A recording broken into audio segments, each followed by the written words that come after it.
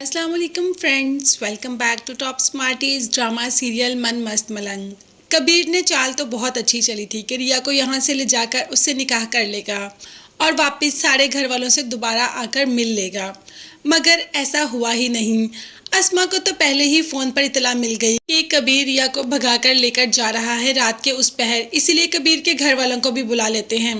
अब अस्मा खींच लेती है रिया को अपनी तरफ और साथ ही कहती है कि ये तुम मोहब्बत में नहीं नफरत में कर रहे हो।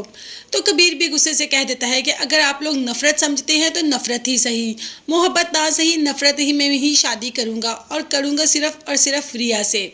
अब रिया के ये अल्फाज तो जहन नशीन हो चुके होते हैं कि कबीर ने कहा कि मैं नफरत में रिया से शादी करना चाहता हूँ।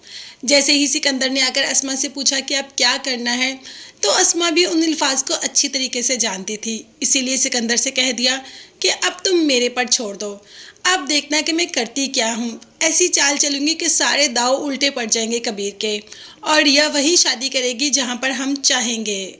तो बस अस्मा अपना काम करना शुरू कर देती है, रिया के पास जाती है और कहती है कि अगर कबीर तुमसे मोहब्बत करता है तो तुम मुझसे शादी कर लो, मुझे और सिकंदर को कोई एतराज़ नहीं, मगर बात यह है कि वो तुमसे मोहब्बत ही नहीं करता।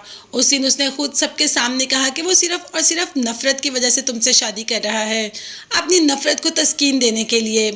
अब रिया भी ये बात अच्छी तरीके से जानती है कि कबीर ने सबके सामने ऐसा कहा, तो रिया ने अस्मा से कह दिया कि मैं एक बार कबीर से मिलकर फ़ैसला करना चाहती हूँ, मैं जान जाऊँगी कि वो मुझसे वाकई ही मोहब्बत करता है या नफ़रत में शादी करना चाहता है।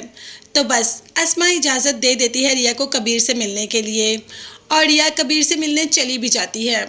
अब जाते ही सबसे पहले तो कबीर को अच्छी तरीके से गुस्से में बोलती है कि तुम मुझसे नफ़रत में शादी करना चाहते हो, क्या तुम मुझसे मोहब्बत नहीं करते? मैं ही पागल हूँ जो तुम्हारी मोहब्बत में दीवानी हुई फिरती हूँ। तो कबीर ने कहा, अच्छा मेरी आंखों में देखो, क्या तुम्हें मेरी आंखों में अपने लिए मोहब्बत नज़र नहीं आती? रिया को बिल्कुल भी इस वक्त मोहब्बत नज़र नहीं आ रही थी और कह दिया कि मुझे वो तुम्हारे अल्फाज नहीं भूलते जब तुमने सबके सामने कहा कि तुम मुझसे नफ़रत में शादी कर रहे हो।